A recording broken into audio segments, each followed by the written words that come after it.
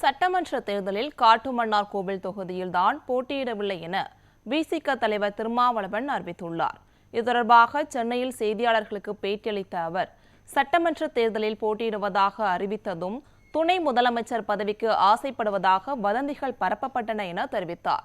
சட்டமன்றத்திற்கு செல்ல வேண்டும் என்ற விருப்பத்தினால் மட்டுமே தேர்தலில் போட்டியிடுவதாக அறிவித்ததாக கூறிய திருமாவளவன், தற்போது காட்டுமன்னார் தொகுதியில் இளைய பெருமாள் மகன் ஜோதிமணி போட்டியிடுவார் என கூறினார்.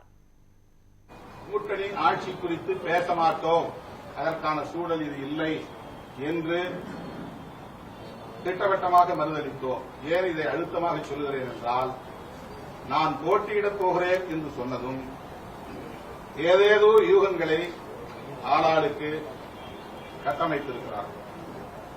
திருமாவளவன் பதவி ஆசை கட்டு எம்பி பதவியை விட்டுவிட்டு எம்எல்ஏவுக்கு நிற்கப் போகிறார் என்றும், அப்படி இங்கே வந்து அவர் கூட்டணி ஆட்சிக்கு முயற்சிக்கப் போகிறார் என்றும், துணை முதலமைச்சர்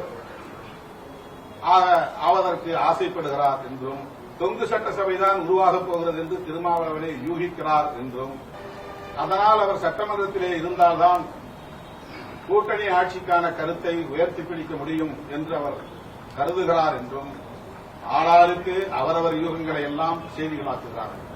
அதேபோல நான் ஏற்கனவே போட்டியிட்டு வெற்றி பெற்ற 4 சட்டமன்ற உறுப்பினர்களில் 3 பேருக்கு வாய்ப்பளிக்கவில்லை என்பது அவர்கள் திமுக ஆதரவுகளை எடுத்ததனால்தான் என்று மிக தவறாக அவதூறுகளை பரப்புகிறார்கள்.